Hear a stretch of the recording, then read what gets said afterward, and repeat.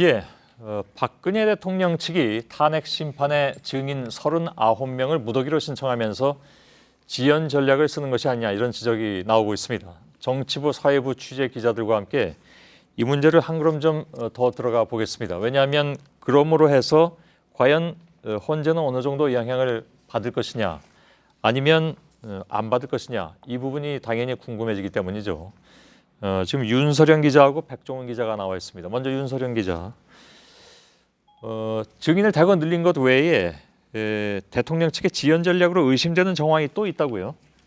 네, 국회 탄핵소추위원단 측에서 나오는 얘기인데요. 오늘 한 소추위원은 저희 JTBC 기자와 만나서 지금은 박 대통령 측을 자극해선 안 된다. 별의별 지연 전략을 다 쓸 수 있다고 우려를 했습니다. 예. 그러면서 한 얘기 중에 하나가 이 박 대통령이 법률 대리인단을 교체할 수도 있다. 이런 이야기를 했습니다. 그런가요? 그러니까 법률 대리인단이라면 이제 당연히 변호사들을 얘기하는데 그러니까 심판의 한 중간에 이 과정에서 대리인단을 바꾼다는 게 가능하긴 한 건지 백종원 기자. 예, 논리적으로는 가능한 얘기입니다. 예. 현재의 대리인단이 집단 사퇴서를 낸다면 그렇게 될 수가 있다는 건데요. 예. 그 이후에 다음 대리인을 선임하지 않으면 국선 변호사들로 대리인단을 꾸려야 할 수도 있습니다. 예. 자, 그게 이제 별의별 방법 중에 하나다 이런 얘기인데 당연히 이제 새로운 변호사들이 오면 사건을 또 파악을 해야 되니까 시간을 또 그만큼 잡아먹을 수밖에 없다. 더 늘어진다 이런 얘기 아니겠습니까? 박 대통령 측이 이렇게 지연 전략에 쓰는 모습 왜일까요? 여러 가지 뭐 배경이 있겠습니다만. 네, 청와대 관계자들은 이 여론은 충분히 달라질 수 있다라고 입을 모으고 있습니다. 예. 이 탄핵 심판이 길어질수록 이 여론을 반전시킬 수 있는 기회가 그만큼 많아진다고 보는 건데요.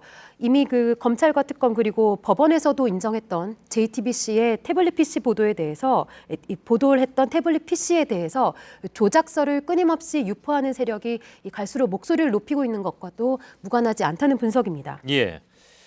그건 제가 일부에서 잠깐 말씀드렸습니다만 청와대나 아니면 친박 단체들의 희망사항일 수도 있습니다.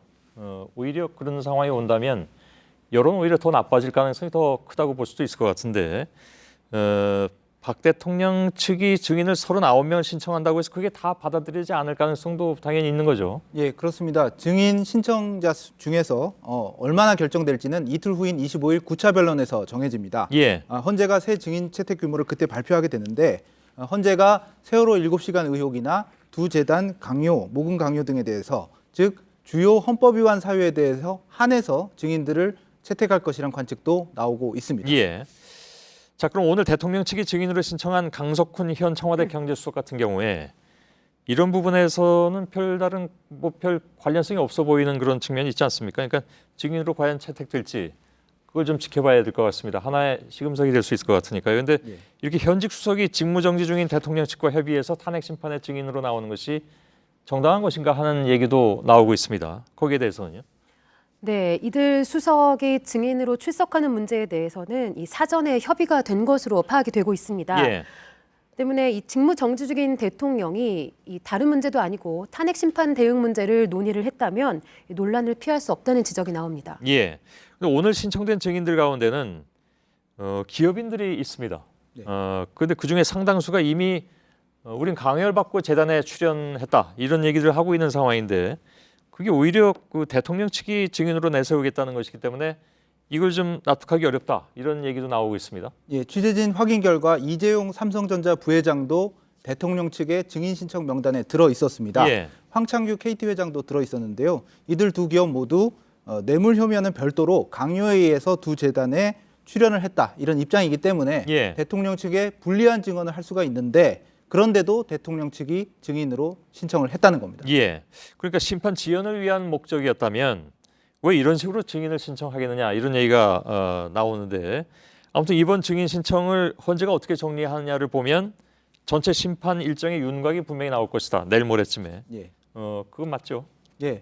헌법재판소가 이들 증인 중에 일부만 채택할 경우에는 기존 예상대로 이르면 2월 말 3월 초 정도의 결론이 날 수가 있습니다. 예. 헌재 내부에선 2월 중순에 최후 변론을 하더라도 결정문 작성에 2주 이상 시간이 걸려서 3월 초 가능성에도 무게를 싣고 있는데요. 예. 다만 예상 외로 증인이 대거 받아들여지게 된다면 증인 신문이 2월 중순을 넘어가게 되고 최종 결론도 3월 중순 이후로 넘어갈 수가 있습니다. 예.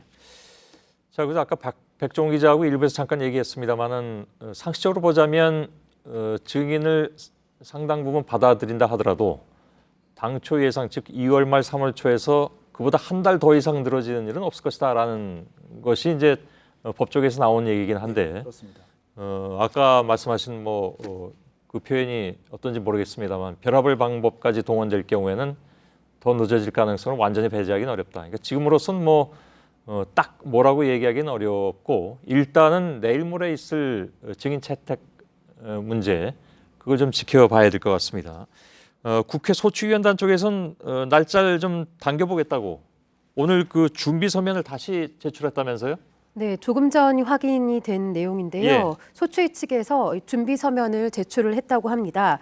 그러니까 이 뇌물죄를 굳이 입증될 때까지 기다리지 않아도, 그러니까 이 최순실 씨 형사재판 판결이 나오지 않아도 예. 이 박 대통령이 헌법을 위반했다는 사실만 밝히면 되도록 이 탄핵소추안의 법률 해석을 좀 더 정치하게 다듬어서 제출을 한 겁니다. 예. 이 탄핵 사유 내용을 수정하거나 추가한 건 아니고요. 의견을 좀 더 정교하게 작성해서 제출한 겁니다. 예. 그러니까 소추위원단 쪽에서는 어떻게든 일정을 앞당겨 보려고 하는 것이고 대통령 측에서는 어떻게든 지금 그 길게 하려고 하는 것이 이제 맞부딪히고 있는 그런 상황인 것 같은데 자, 근데 이런 게 있습니다. 그러니까 또 하나 변수가 헌법재판관들의 임기입니다. 일단 박한철 소장은 이달 말에 임기가 끝납니다. 그리고 3월 13일에는 이정미 재판관이 또 임기가 끝납니다. 예, 맞습니다. 만약 대통령 측의 증인 신청이 다 받아들여져서 그럴 리는 없다고 보는데 아무튼 상당 부분 받아들여져 가지고 3월 중순까지로 결정이 미뤄지면 즉 이정미 재판관이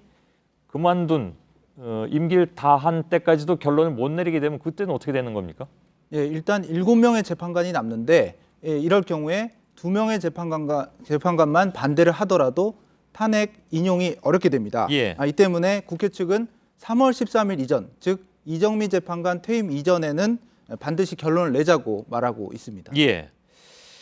즉 3월 13일까지 시간이 더 끌어지느냐 마느냐 하는 것이 이제 관건이 되는데 첫 번째 판단은 내일 모레 즉 헌재가 이 다음 신청된 증인을 어느 만큼 받아들이냐 예. 여기에 달리는 것 같습니다. 알겠습니다. 백종원 기자와 윤서령 기자였습니다. 수고했습니다.